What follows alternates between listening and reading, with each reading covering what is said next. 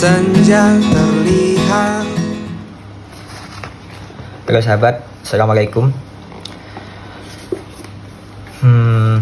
Sahabat-sahabat pasti bertanya, video apa ini?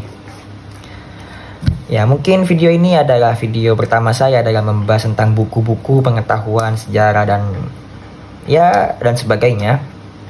Dan tentu saya berharap video ini menjadi wasilah agar saya bisa meneruskan konten-konten serupa dalam beberapa waktu ke depan. Dan tentunya saya yakin sahabat-sahabat mendukung itu. Singkat cerita sahabat-sahabat, dari tadi saya membaca buku berjudul 100 Tokoh Paling Berpengaruh Sepanjang Sejarah, ditulis oleh Michael Leitshard dan diterjemahkan oleh Mahbub Junaidi, Ketum PB Pergerakan Mahasiswa Islam Indonesia Pertama.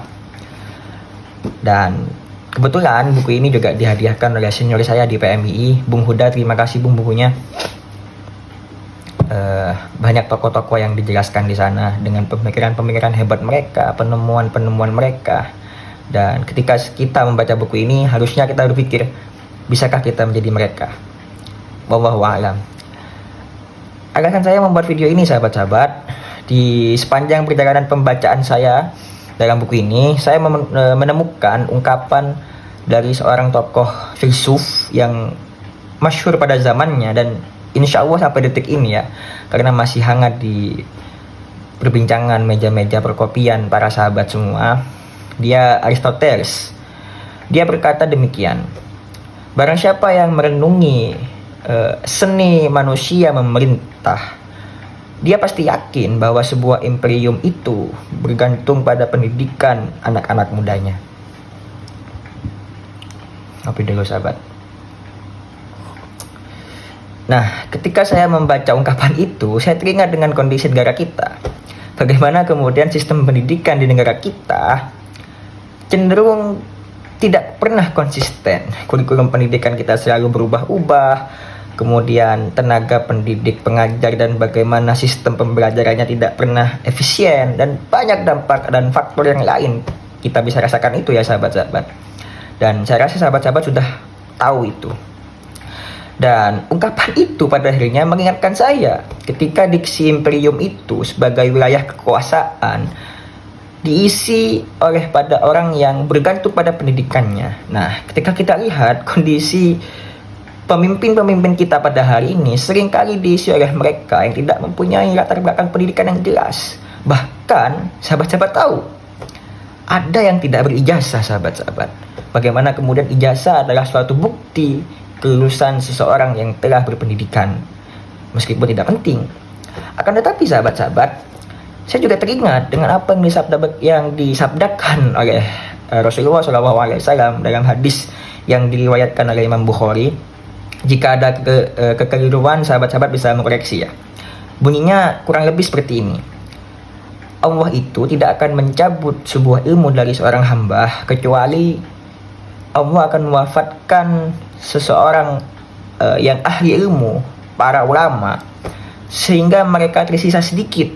Kemudian manusia akan mengangkat para pemimpin berdasarkan daripada orang-orang yang bodoh. Dan ketika ditanya, mereka berfatwa tanpa ilmu, sesat dan menyesatkan. Kurang lebih seperti itu sahabat-sahabat. Jika ada yang salah bisa dikoreksi ya. Nah, ketika saya menghubungkan antara ungkapan daripada Aristoteles tadi, bahwa sebuah imperium itu bergantung pada pendidikan kaum anak-anak muda, dan hadis yang disebutkan oleh Rasulullah tadi, apakah itu sudah terjadi hari ini? Terjadi sahabat-sahabat. Kita yang hari ini sedang berlomba-lomba untuk belajar di lembaga pendidikan di universitas apapun universitasnya, tidak ada harganya dengan mereka yang kemudian masuk di lembaga pemerintahan memimpin kita, tidak jelas latar belakang pendidikannya. Ini membuktikan bahwa sebenarnya pendidikan kita hari ini di sistem dibentuk dan sengaja dilegitimasi oleh mereka sebagai alat kepentingan politik agar mereka bisa memasukkan, menaikkan mereka yang tidak punya pendidikan, yang tidak punya latar belakang pendidikan yang jelas, bahkan yang tidak punya ijazah. Lantas bagaimana kemudian kita merespon hal ini? Apakah kita harus terima apa adanya, pasrah dengan kondisi yang sedemikian rupa? ya tidak ada harganya kita sahabat-sahabat yang belajar, yang kemudian menghabiskan banyak waktu, tenaga, dan uang bahkan hanya untuk kemudian menjadi pengangguran misalnya. Nah, saya rasa ini akan menjadi pertanyaan yang terus-menerus ada dalam benak kita. Sehingga sahabat-sahabat, pada kesempatan kali ini saya mengajak sahabat-sahabat semua berdiskusi, berpikir, merenung sejenak bagaimana cara kita menghapus rantai kekeliruan yang seburuk ini. Dan harapannya adalah perubahan secepat-cepatnya. Pendidikan harus benar-benar diperbaiki.